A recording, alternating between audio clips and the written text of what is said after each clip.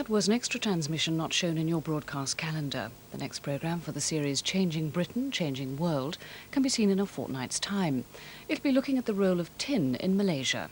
Tin, once one of the cornerstones of the Malaysian economy, is now an industry in decline. We'll be examining the background in the next programme, and you can see it on Saturday the 31st of March at 5 to 9 here on BBC2. Well, on BBC2, in about 25 minutes, the series Materials in Action are off on a tour of some of the intricacies behind phase diagrams. Right now, here's the course Rome, the Augustan Age. Archaeologist Tim Potter shows how the urban pattern of Augustan Rome had its origins in earlier centuries.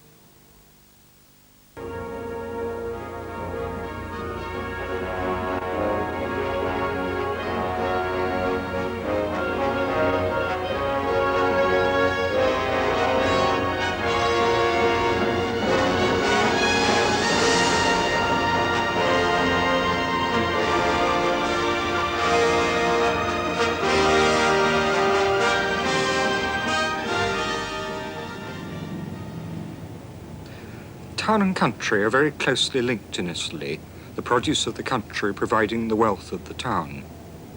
We're now driving northwards out of the city of Rome, and very soon we'll be in the rich, fertile countryside of southern Etruria.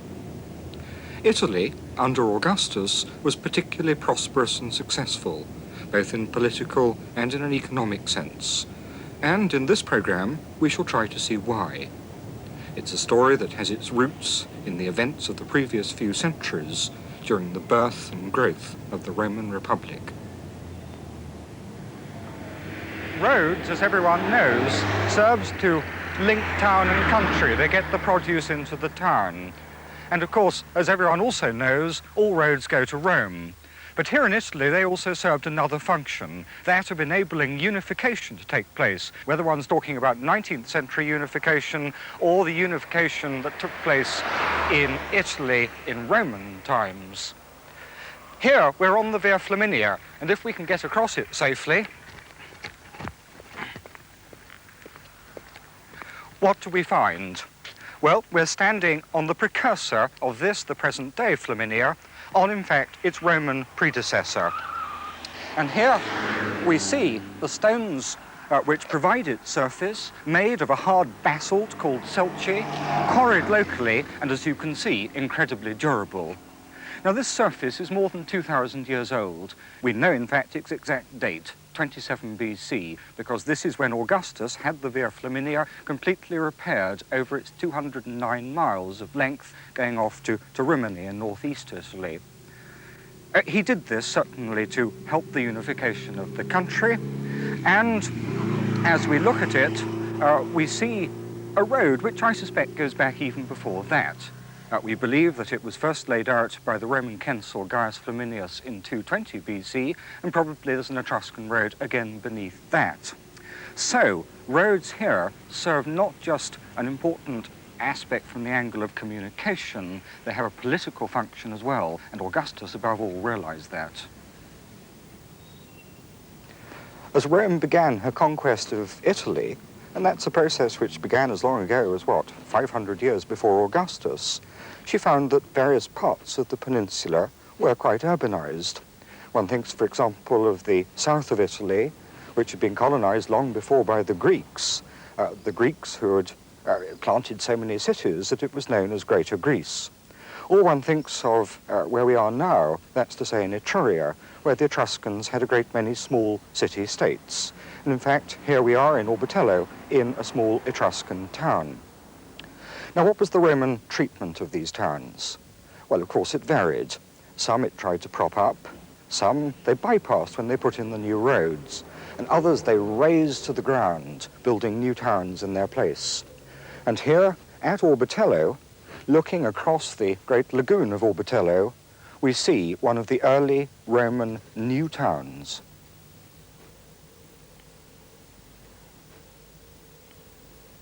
Cosa.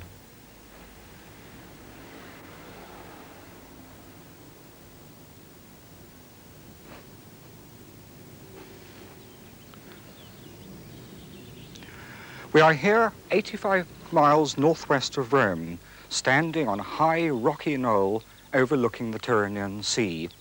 And it was here, at Cosa, that in the year 273 BC, that a party of colonists was sent out by the Roman Senate from the city of Rome. Altogether, how many there were of them, we're not sure, but it's probably a settlement of some 2,500 families, let's say at a guess, some 9,000 people. And they were coming into this area as people who were very much entering into frontier country. It had been conquered only, 7 years before. It was an area, on the whole, insecure, and they were there partly for solid strategic reasons. But we come to Cosa for rather different reasons. Firstly, because it's been very well studied through excavation by the American School at Rome. And secondly, and perhaps equally important, because it is a site where we can see the processes of experimentation in the creation of colonies actually going on. Our colonists here found themselves in difficult, even dangerous territory, and thus their first essential action was to protect themselves, to secure their position. And so, as we can see here behind me, they built themselves a massive solid wall, made in a style familiar to them from their Latin cities around Rome, so-called polygonal masonry, and this massive, secure wall extends for no less than nearly 1 mile around their town.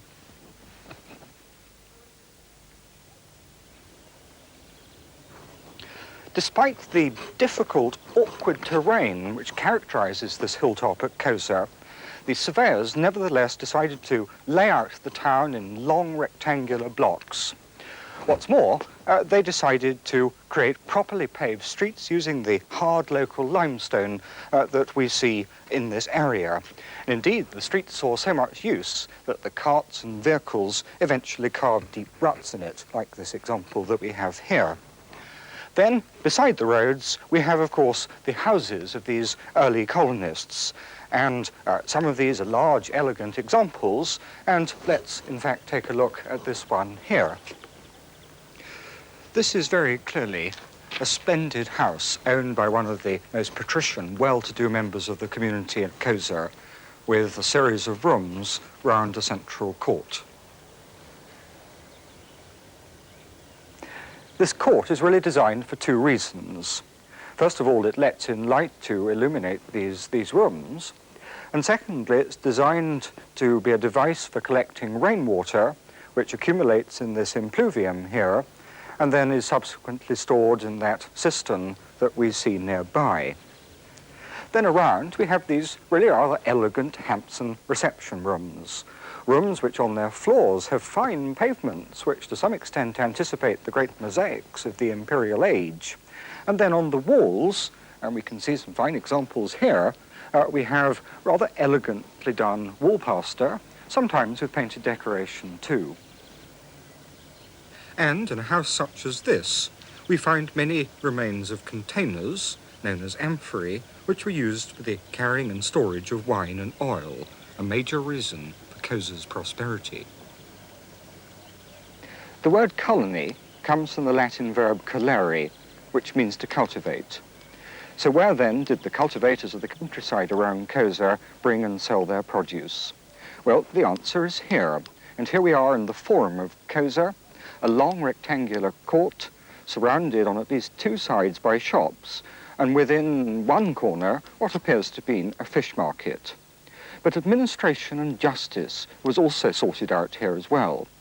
And then here, in this open circular space surrounded by these seats, we have the comitium. That's to say, an open assembly point where people could discuss matters of importance.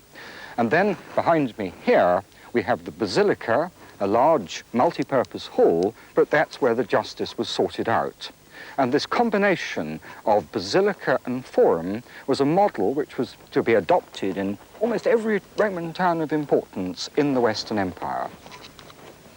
This beautiful spot was the arx, or capital of the town. That's to say, the religious focus. Over there we have a small temple dedicated to a Latin goddess, but more importantly, here behind me we have the major temple of the town. That is to say, a building divided at the back into 3 rooms, one here, a central one, and one over on that side. And then in front, a great facade, decorated in the Etruscan manner with terracottas. This temple, harking back to Rome, was dedicated to 3 Roman deities, Jupiter, Juno, and Minerva, and this was a conscious link between the colony and her mother city. However, the very eminent position of the town underlines another important function of it, that here we have a natural refuge. And this, I think, explains why down here behind me we have a great deep cistern, a water storage system, something which is a very common feature on this waterless hilltop, so that a supply is there in case of necessity. However, it's looking down from this eminence over the surrounding countryside that underlines Cosa's prosperity, this immensely rich, fertile farmland.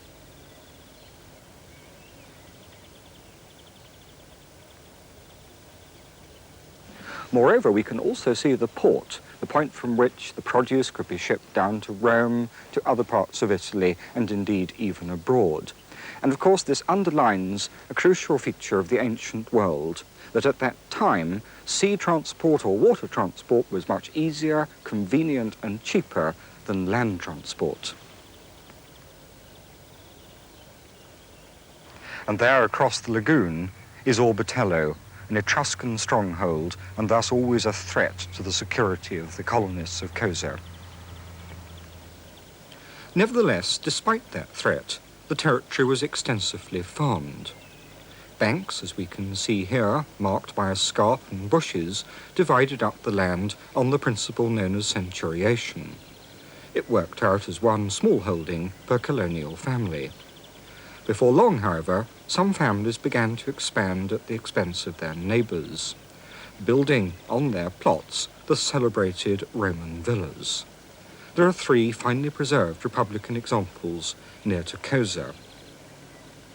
These Republican villas emphasize the close relationship that grew up between town and country. Indeed, some display their wealth in the form of revetment walls, which imitate, by use of miniature towers, the form of the facade of a Roman town wall. The extravagance of the period was in fact so great that these 3 neighbouring villas felt the need to adopt more or less identical architectural expressions of their affluence.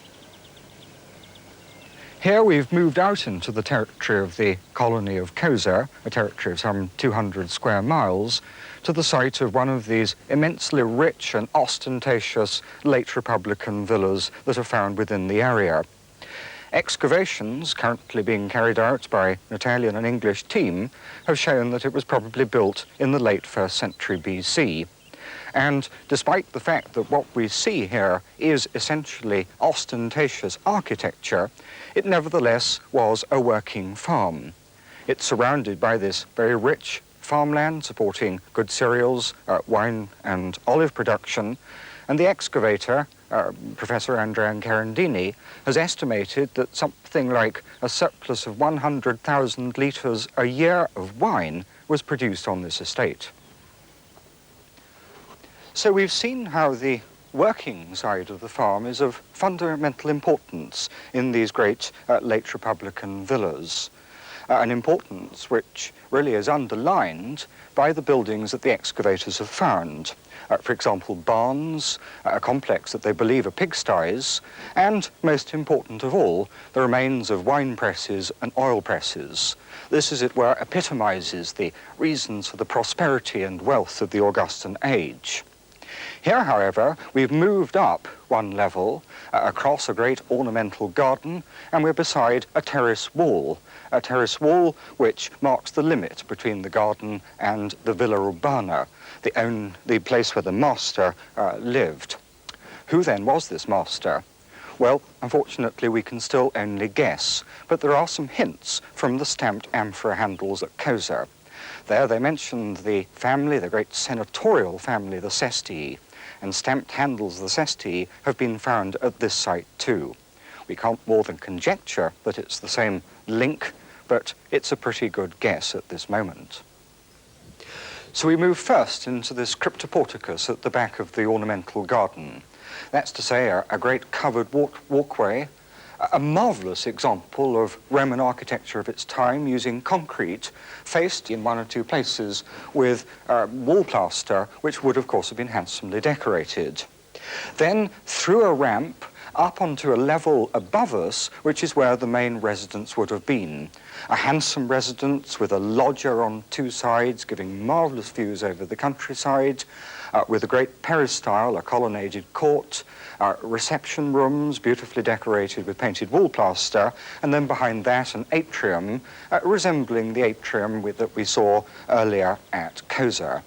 This, then, is a handsome residence where the Villa Urbana is twinned with the working side of the farm, a model which was adopted in buildings of this sort of status and class all over Augustan Italy. Now, the wealth produced by the villas and towns of Republican and Augustan Italy went, in terms of traded objects, far beyond the confines of Italy itself. We can see this by a visit to any great museum, such as the British Museum. Take, for example, this magnificent decorated silver cup with its vine leaves, with its bunches of olives, with its grapes, all succulent and rich and symbolising that prosperity brought about by the villa and by the countryside. In fact, it's one of a set of silver Augustan cups that comes from Hockwold in eastern England. And it was perhaps a gift to a native prince, because at that time Britain lay beyond direct Roman control. Now, of course, much of the trade must have been imperishable materials. One thinks of textiles or wooden objects, but most particularly of wine and oil. Wine and oil were both shipped in these distinctive containers, amphorae, whose form and type gives us a clue to where they were made and what sort of material they had inside them. And along with lamps, of which we have a lovely example here with a figure on one side, and then on the other we have a name. This is the name of the firm that produced it, and along with amphorae, these firms often stamped their wares, enabling us to reconstruct the pattern of trade. But perhaps the most distinctive tableware object of this period is this high red gloss pottery that we call Aretine ware, because much is made at Arezzo in northeastern Etruria. Sometimes the ware is plain, other times it's decorated with figures which were produced in a mould, like this one here with these lovely dancing ladies. And it's a ware which gets more or less everywhere, certainly in Britain, even as far afield as southern India. Republican and Augustan Italy, therefore, produced and exported its produce very extensively. But it was not an industrial country as we would understand the term. Most firms were pretty small, rarely employing more than, say, a dozen slaves. And the trade, too, was small scale. Most of markets would have been the local market in the local town. And it's the growth of these towns that is one of the distinctive and characteristic features of late Republican and Augustan Italy. Italy, too, has 28 colonies founded by my authority, which were densely populated at my lifetime. Those are the words of Augustus himself, taken from the Res Gestae, and here, a few miles to the north of Rome, at Lucus Feronii, we're in one of those Augustan colonies.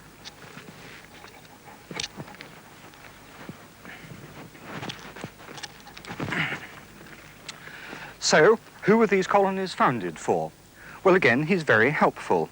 A little earlier in the Res Gestae, he says this: I settled rather more than 300,000 of these, and he's talking about soldiers, in colonies, or sent them back to their hometowns after their period of service.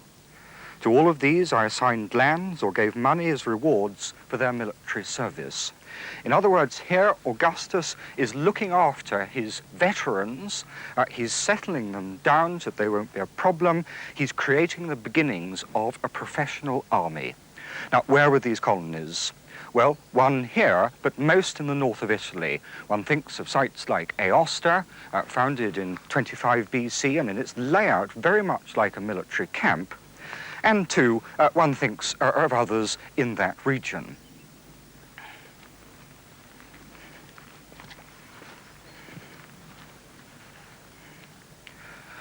But here at Lucus Feronii, near to Rome, we have not a colony of veterans, but for ordinary resettled people.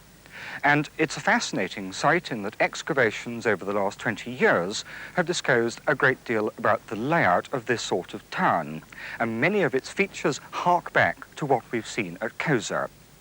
One important difference we see behind us here, where we have a massive temple at the end of the forum. And this temple, appropriately enough, is of course dedicated to Augustus himself. There was another older temple too. It lies over on that side of the forum, built a couple of hundred years earlier and dedicated to the goddess Feronia, hence the name Lucus Feronii. That's on one side. And then, whilst we know little about that part of the forum, down here we have a magnificent array of shops and bars, the sort of place that you could stop and take a glass of wine with your friends.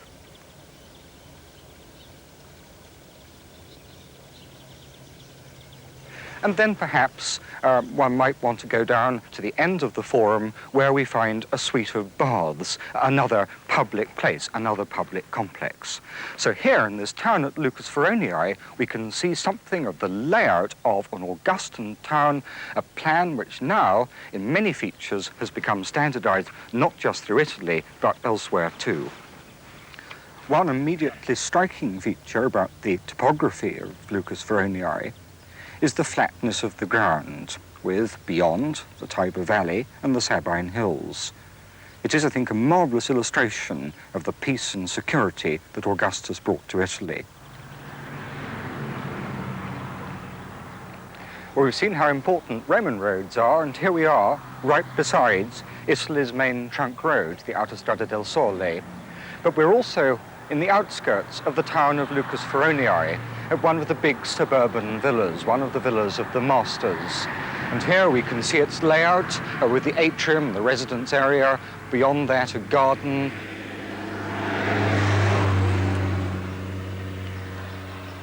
Then the working part of the estate, and then a great peristyle surrounded by small rooms that some people think may have been to house slaves. Now, slaves were one of the great problems of Republican and early imperial Italy.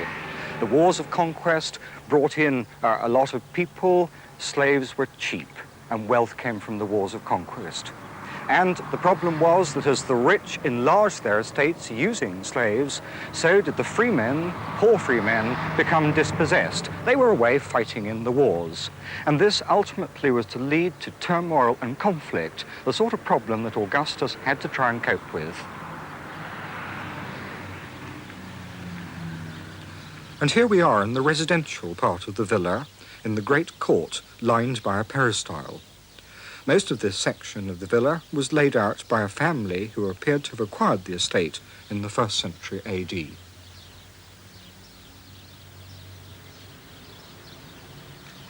This sumptuously decorated room is the lararium, or the shrine of the villa, and it's this room which gives us the name of the owners, the rich owners of this building. They're a family called the Veluzzi. But it's more than that, I think. It's also a symbol of the power and affluence and wealth of these very rich late Republican and early imperial families. A wealth that they felt a need to display in a very ostentatious way, and a wealth which was to bring conflict in a social sense, in a political sense, and quite often in a military sense as well. These were the sort of problems that Augustus had to face and cope with, and he did so in several ways. Firstly, by settling his retired soldiers, his veterans, in the new towns, in the colonies, in Italy and elsewhere.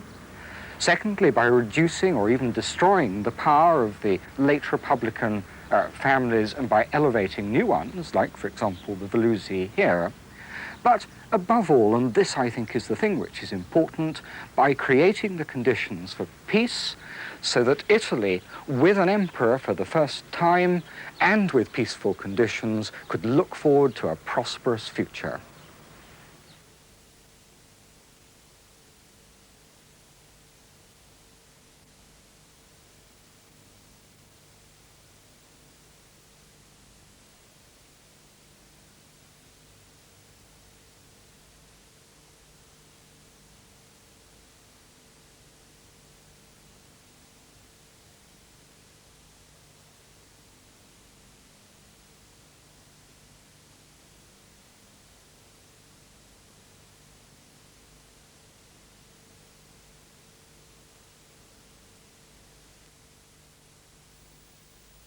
Next month, the series Rome, the Augustan Age will be visiting 3 houses in Pompeii and concentrating on a small selection of Roman wall paintings.